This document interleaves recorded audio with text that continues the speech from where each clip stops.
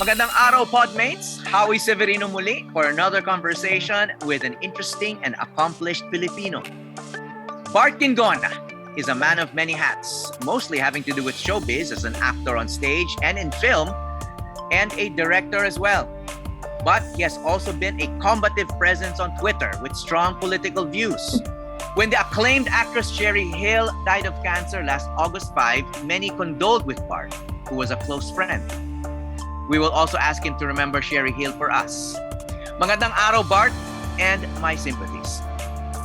Thank you very much, Howie. At it's really my pleasure na nagagalak akong inimbitahan ninyo ako dito. Salamat, Bart, for joining us. So, Bart, how close were you to Cherie Gil? No? What were your common projects, and what do you remember about her? You know, Cherie and I, we've come a long way. We've only worked on, I would say, about 3 projects together. Pero bago nun, matagal na kaming magkakilala. Alam mo, we bump into each other in different places. Pero alam mo, nakakatawa yung pag-meet namin eh.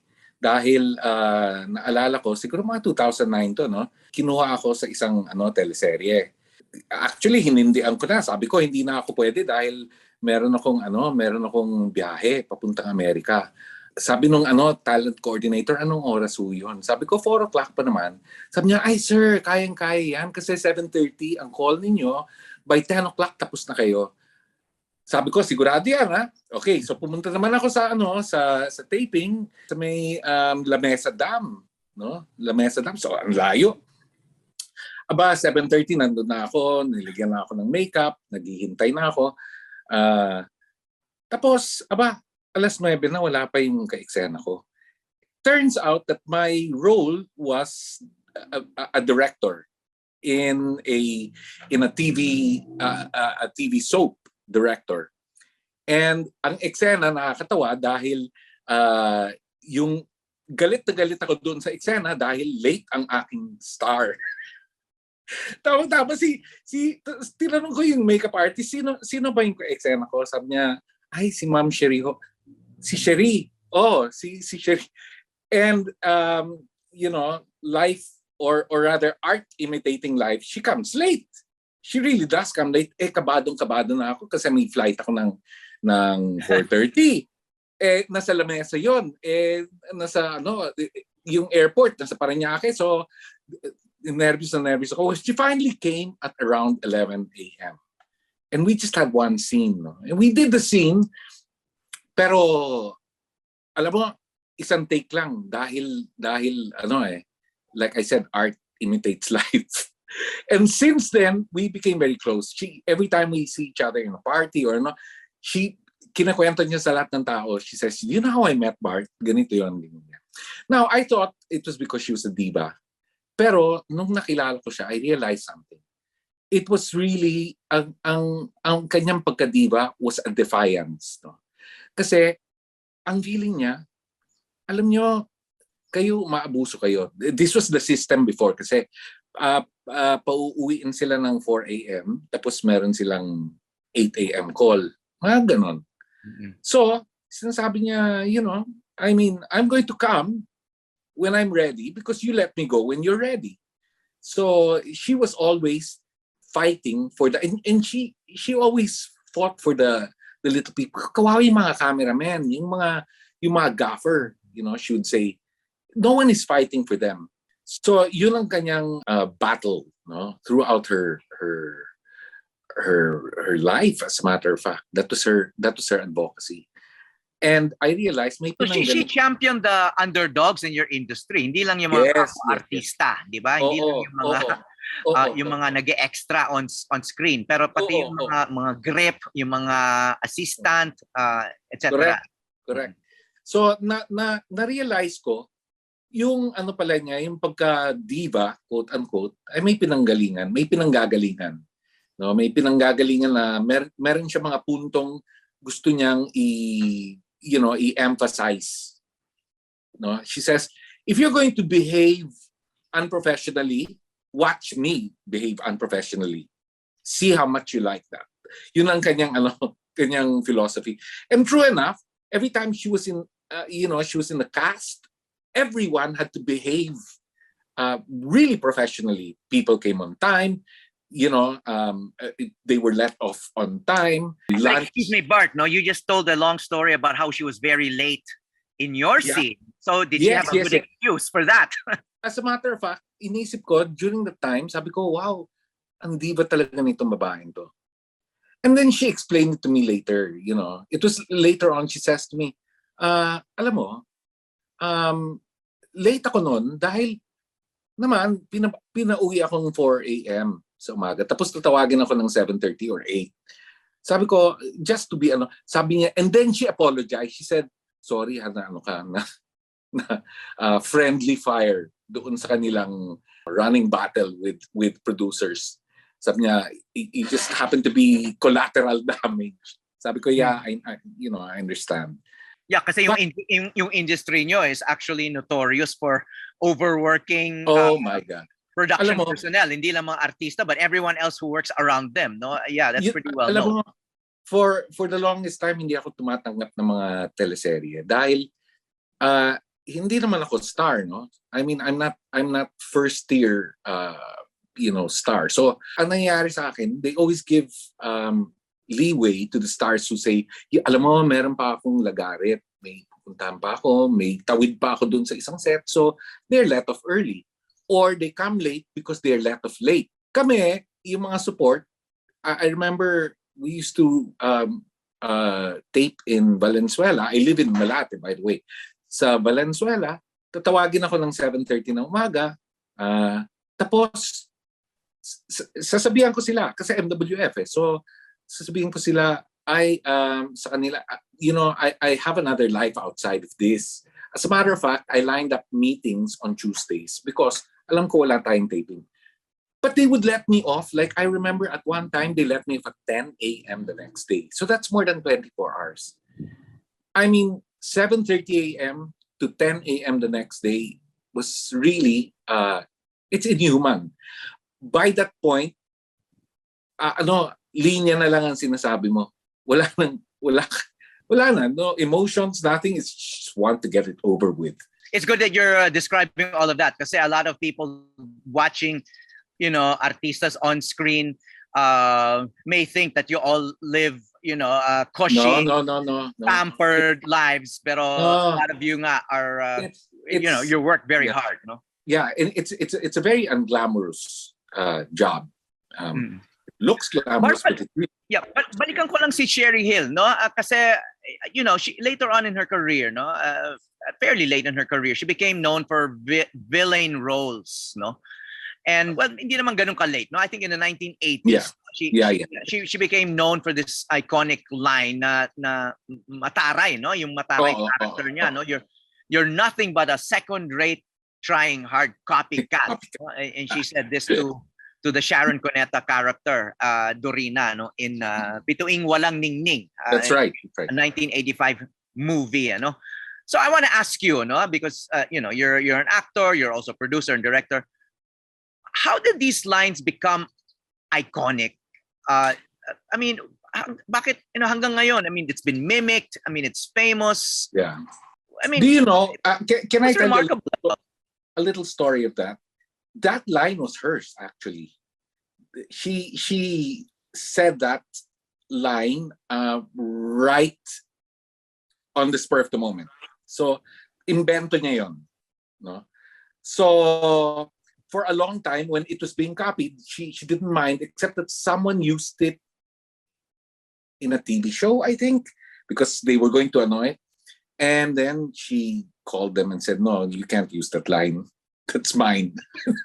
So, I mean, that's one of the things about her. I mean, in fairness to Cherie, no? I mean, we paint her out to be a diva, but in fact, no, she's very disciplined. And I think that's the reason why she shifted to the theater later on. Is she realized na miss niya yung disiplina ng teatro, yung rehearsal period na araw-araw for 3 or 4 weeks. Because the truth is, the theater is the actor's medium. Kasi pag tinamaan ka na ng ilaw during opening night, Wala nang say ang director doon. Sa'yo na, talagang sa'yo na. So, whereas cinema is the medium of the director, kasi you can be acting all you want, pala ang focus ng camera sa iyo ay nasa kamay mo or something, di ba? And they say that television is the writer's medium. It's very verbal, no? Because it used to be contained in a small box, so it's really supposedly the writer's medium. Kaya medyo madaldal ang television. But Cherie was wonderful that way because she recognized na in order to really hone her craft, she had to do the theater. She did TV and movies as her bread and butter. Many people don't remember this, but she used to be in 6 o'clock news. She was also a comedian at one time. No? That was a well-known comedy gag show that had a lot of political content, no? Right, yes, after right. 1986, it lasted a few years, no? Right. Oo. But more people nga know Cherie Gil as a movie actress. Well, yun nga, nabanggit niyo yung theater career niya, no? So fewer people actually saw her on stage, no? But how was she on stage? Was it different from her screen persona and her screen acting? Yeah, the thing about television acting, especially here in our country, is that you get the script 2 days before or a day before. So your resource is really yourself. So you end up doing a variation of yourself every time you come out on the screen. Whereas in the theater, because there's a 1 month rehearsal process, you normally, whether you like it or not, you're playing a character. You transform yourself into something else. I remember when she played the Mother Superior in Doubt. She was so different from when she played Diana Vreeland in Full Gallop. No? Unrecognizable. Ibang-iba siya. So you tend to play characters in the theater, whereas on television, you play a variation of yourself. Ikaw lang talaga yun. So, yun ang laking pagkakaiba. So what happened to theater during the pandemic, Bart? Well, of course, matagal na wala, no? It came to a standstill. As a matter of fact, the first theatrical release, theater production, just happened 2 weeks ago, Joseph the Dreamer. It was the first in 2 years. But the first week, lang pala ng theater season, no? Yes, the first weekend was postponed because someone got positive. No? So they had to postpone it for 1 week. But luckily, they were able to do their 2 weekends plus. They had to extend for several shows. So it was very successful. This Friday, at the new theater in Circuit, the Samsung Theater, is the second. It's going to be the second theatrical production that will go up. It's Mula sa Buwan, directed by Pat Valera. We're all very excited for it. But it must also be nerve-wracking, Bart, no? Kasi nabanggit mo nga, you had to postpone or cancel shows because may nag-positive. So on top of the usual, nervousness about a new production, meron kang COVID, no? Right. And then all of a sudden, all of you are close contacts, no? Right. Posibleng, I mean, it must be so scary, and it's not like you can wear masks on stage, di ba? Right. That's why, grabe ang mga health protocols. Backstage, the moment you step backstage, di kailangan nakamask ka. But when you arrive in the theater, lahat kami kailangan they swab us. So every day you're swabbed, and then you wait for your result, an antigen, your result before you're allowed in the theater. Okay. Just to make sure that you're negative. Araw-araw yun. So and the audience, may requirement ba? You need Ang to be requirement lang vaccinated? nila is proof of booster. Hindi lang yung 2 doses, kailangan booster. up-to-date, no? Dapat boosted. May booster na lahat. Okay. Oo. So, yun ang and then the usual, they get your they get your temperature and so on and so forth. Okay. And yeah. then you have to wear a mask throughout Yes. the show. If Throughout you're the show, nakamask you're an sila. audience. Yes. I see. Okay. But how about capacity? Is there pwede ba full capacity ang theater? Oo. Ang dati ang capacity 50% lang, no. So every other seat. Ngayon yata in-increase na nila, ginawa na yatang 60 or 70%. I see.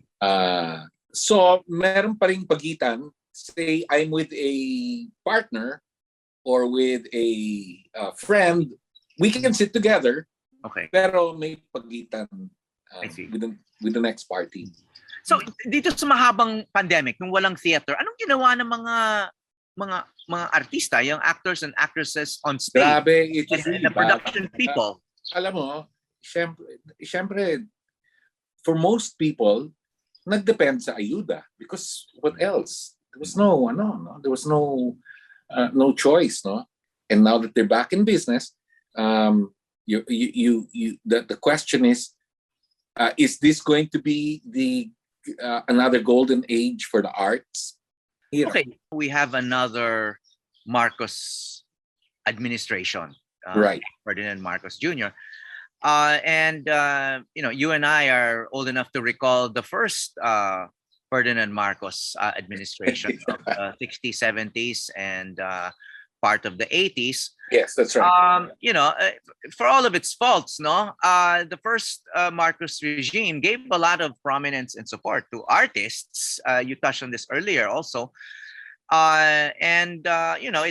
It was during the Marcos years that the supposed golden age of cinema in the Philippines happened with the Lino Broca films. A lot of these films that were part of the golden age. Ishmael Bernal, Mike De Leon. Yeah, they were social commentaries. No, they were some of them, especially later in the Marcos regime in the 80s. They became quite critical of the regime. Yung Bayan Ko, Sister Stella L, etc. No, and aside from cinema, nagkaroon ng National Artist Awards, during this time as well. Na hanggang ngayon, the ones who become national artists are very well respected in the country. No. Yeah. So do you think artists today face a moral dilemma in a way? Because what if this new Marcos regime decides to emulate the first Marcos regime and give a similar scale of support, or maybe not the same scale, but give it the kind of prominence that the first Marcos administration gave all kinds of artists, classical musicians, ballet, nagkaroon ng Cultural Center of the Philippines during the first Marcos administration, etc. How much thought have you and your artistic colleagues given this scenario? Do you think artists today, especially the ones who have been critical of government and our politics, should accept support from this government? Alam mo, yun nga makaluma na yung kaisipang makakasurvive lang ang sining kung may mga patron. It's makaluma na yung pag-iisip na ganon. As a matter of fact,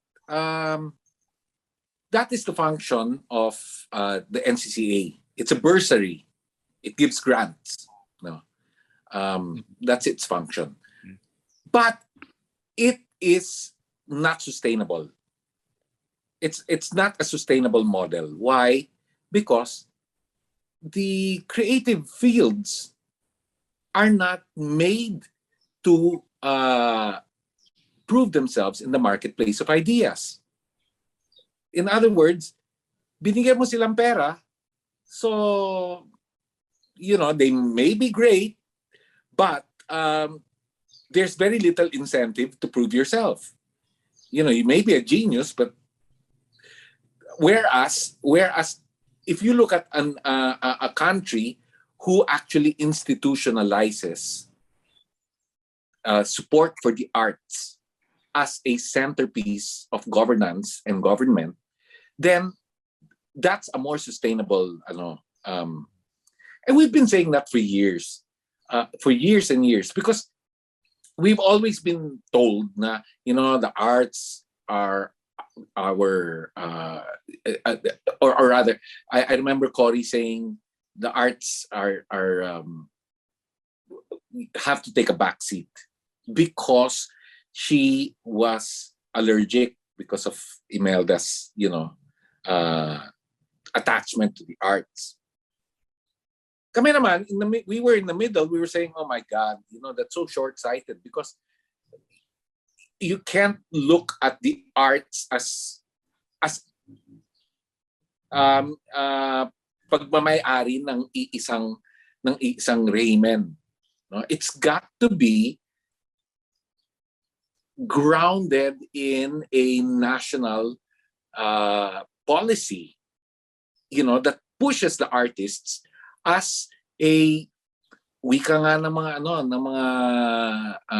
South Koreans, soft power. It is the place where you can build soft power and influence the world with your own thinking, with the Filipino worldview, diba? So, if the Marcoses want to support the arts, fine. I mean, why should you begrudge anyone that? But at the same time, in the same breath, I say,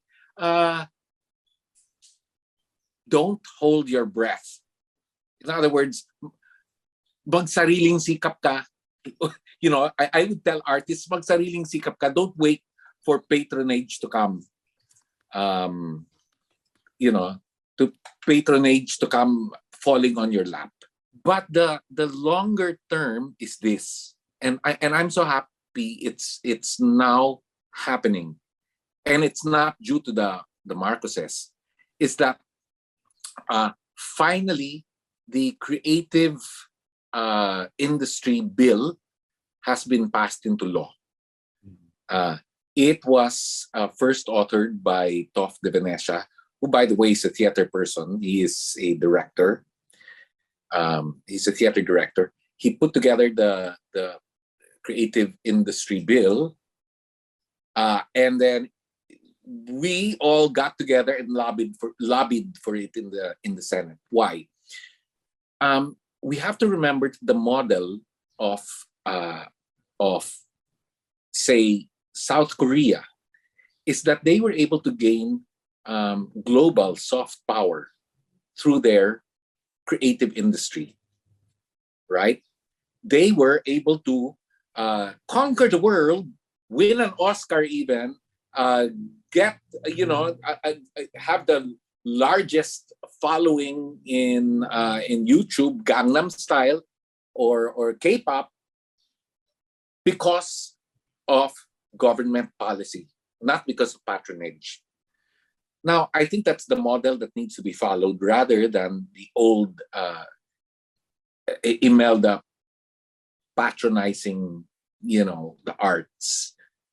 So ano yung nasa creative industry bill? Oh, sorry, did you say it's been passed into law already? Yes, it's lapsed into law. It wasn't signed by Duterte, but because the period lapsed already, it's now law. Okay, number one. So in a nutshell, what are the benefits in the creative industry law? Number one, it's the galvanizing the arts as a potential economic force. Using it as a way, like the Koreans did, to push soft power. So that for example, the DTI, the DTI, which is the lead agency that will implement the IRR, the DTI will now start pushing our graphic artists, our animators, our films, our artists to a potential export market, right? But more than using the arts as a potential profit center for our country, the other thing is that the bill also is a way to protect Filipino artists and artistic heritage. And at the same time, to market Filipino work to the Filipinos as well as abroad. For example, there are things like native woven fabric that don't necessarily have a wide, popular appeal, but they need to be protected and they need to be marketed. And that's what part of the bill is. The bill also has a provision for incentivizing local governments to put up arts, or rather than industrial parks, put up arts parks where people can converge, where artists can converge, collaborate on work, and then come up with something that might be potentially marketable, like the works of, for example, the installation artist and sculptor Leroy New, for example, who's going all over the world, doing his stuff. But now he is also collaborating with dancers, with Ea Toralba and some others to put up stuff that is bought by the Venice Biennale, or the Biennale in Berlin, and so on and so forth. In other words, introducing Filipino talent to the world. Sinasabi nga namin, alam mo, ang laki ng talent dito.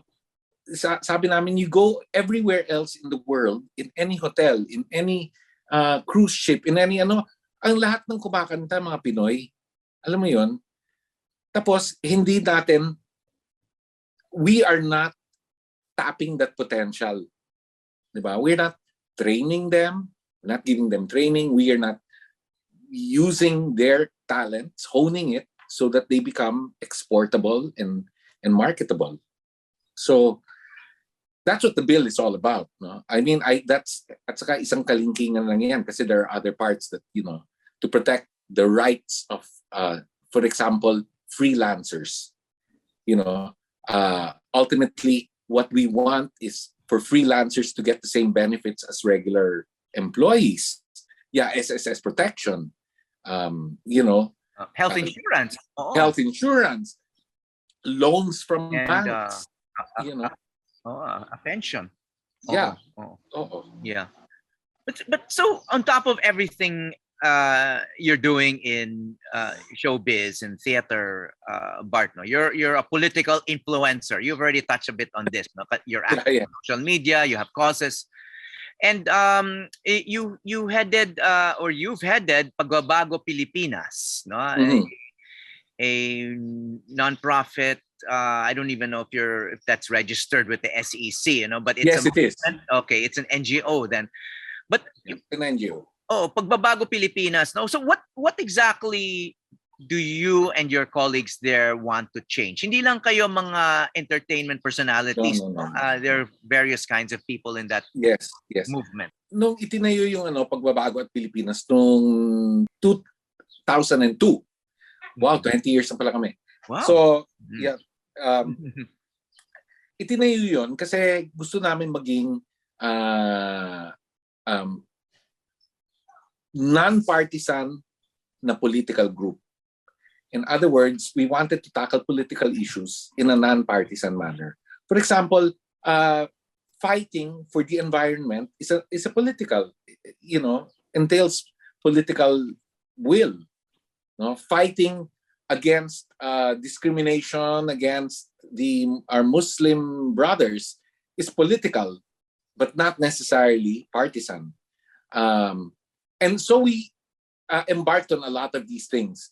The most lasting was media reform.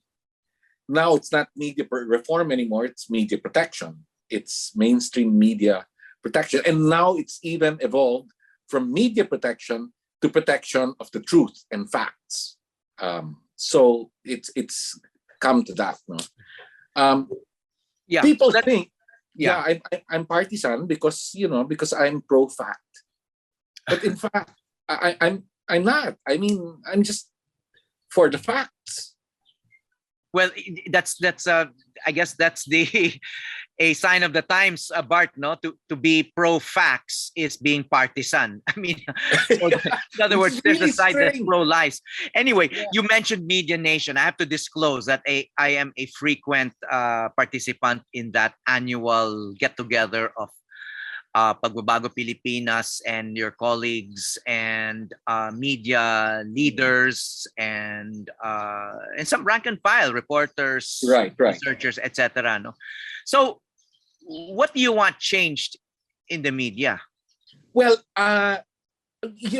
it's okay. The media is evolving so rapidly that it now embraces social media.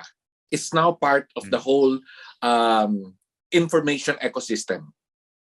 Unfortunately, the whole information ecosystem, which includes social media, can't be regulated the way mainstream media imposes ethical standards upon itself.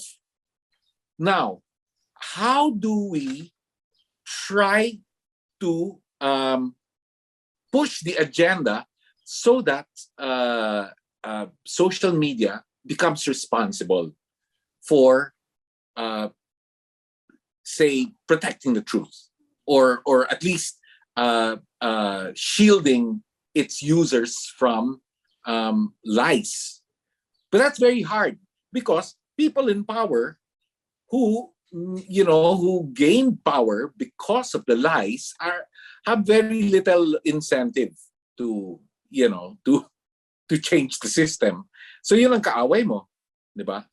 In the meantime, here we are trying to figure out a way to how do we hold social media now responsible the way that mainstream media holds itself responsible to ethical standards.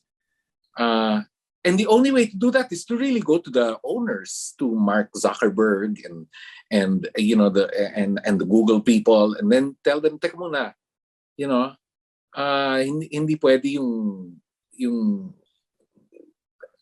basta wala kayong responsibility for the way your platform is used. No?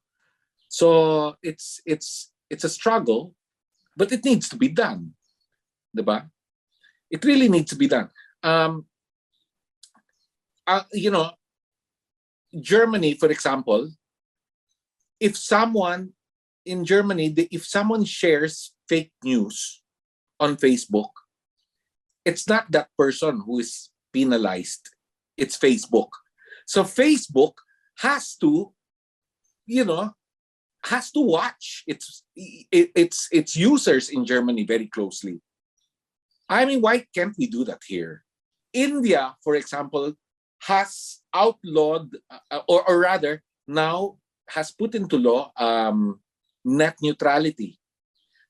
The telecoms are not allowed to give out Facebook or TikTok for free because it's unfair competition to those who have a paywall. So, so I mean, if you look at these things that are happening abroad, you're wondering, ano ba to? Political will. Pero kasi, ang karamihan sa ating yung nasa liderato dito, nagkaroon sila ng kapangyarihan dahil doon sa sistemang bulok. So ayaw nilang paltan, di ba? So yung Korean model is what you prefer, of course. Yes. Na institutionalized support for the arts by the government, no? You cited the creative industry law that supposedly which is the idea, no? Which pushes that idea, no? Yeah. Kung ba yung Korean model, no, for supporting the arts, no? But how important is it to have a particular champion? No? Kasi I don't know kung may champion of the arts in the government, in the high echelons of the government in Korea, who is identified with the arts the way Imelda was. But one reason why the arts was really put on a pedestal during that time, during the Marcos years, was not simply because of the financial resources given it, but because Imelda herself, and she's also been criticized for it, as the patroness of the arts, etc. But at the same time, she really elevated its profile and hosted international artists. Oo. See, Van Cliburn was a close friend of hers, Yeah. etc. And she started the Philippine High School for the Arts, and then sponsored the education of a lot of artists in the Philippines who became world class. Si Cecil Licad became a very prominent classical pianist during those Yeah. years, Pero etc. No, so how important is that role? Okay, maybe the time of Imelda is past, but do we still need someone of that stature who will Alam mo, champion culture and the arts? alam mo, ganito lang yan eh. Naisip ng mga South Koreans nung natapos ang Korean War na hindi sila pwedeng mag-build up ng arms. They were not allowed to build up their army. So, deliberately, gumawa sila ng white paper. Ano ang gagawin natin? Paano natin i-conquer yung world? Ang ginawa nila is through their culture. Ginawang policy ng government ang support for the arts. They protected their artists. They trained them. In other words, hindi kailangan ng individual patrons.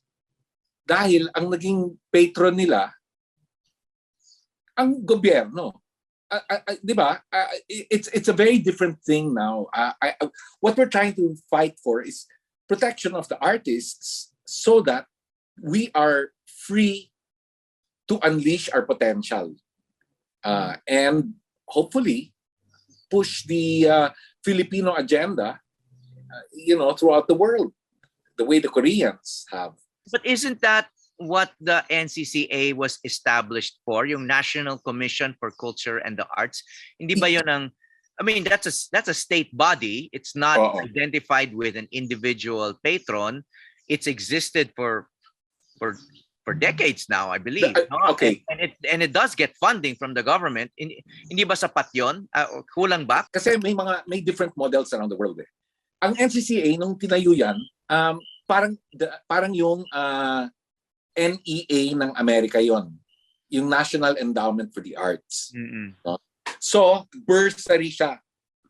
Nagbibigay ng mga grants, no? Yun ang kanilang tanging in other words, it's carrot and stick.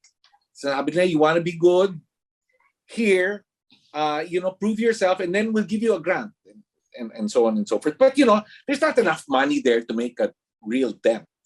But it does support artists on the ground. But that model, again, is patronage, because it has no long-lasting and sustainable way to push the industry forward. It's an incentives. That's nothing but an incentive structure. What about protection for the artists? What about giving them? Ang gusto namin gawin through the new law is to recognize the creatives, the creative industries as a sector, like you have an agricultural sector, you have many sectors running in the country and pushing country forward. Why not the arts? Why not the creative sector? When in fact it can be potentially an income generating industry. But you can only do that if you protect its workers, if you protect its producers. Parang ang agriculture sector, maraming maraming industriya sa loob ng sector na yun eh. Yung may mga hog farms, merong mga fertilizers who produce fertilizer, may mga trucking, may mga maraming maliliit na industriya doon sa sektor na yon. Sa amin din maraming industriya sa sektor.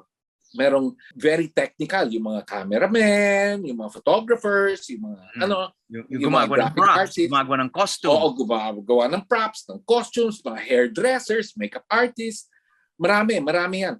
Yung gumagawa ng ng Crayola, ng pintura, ng those who stretch canvases. There are so many little small industries within that big sector. But the sector has never been protected. It has never been used by the government as a potential profit center for the country. No? Yun ang gusto namin gawin para hindi na kami humihingi ng pera sa NCCA. Alam mo? I have a question though, Bart, no? Knowing this history of Marcos' support for culture and the arts, in the 60s all the way up to the 80s, no? Why did so many artists, not just people in the entertainment industry, but writers, painters, poets, etc., a lot of people in television and movies, people in stage theater, why did they oppose Marcos in this last election and support his opponents? No, why were they so critical of Marcos, even knowing that the culture and the arts got a lot of support from the first President Marcos? No, because you have to remember that that endemic to the artist is the duty to tell the truth. The truth is all. I mean, that's our job.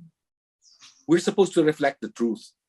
We're not propagandists. We're not Leni Riefenstahl who created this beautiful film about Hitler, and it was all lies. No, I think we have to remember that for artists, our first loyalty is always to the truth.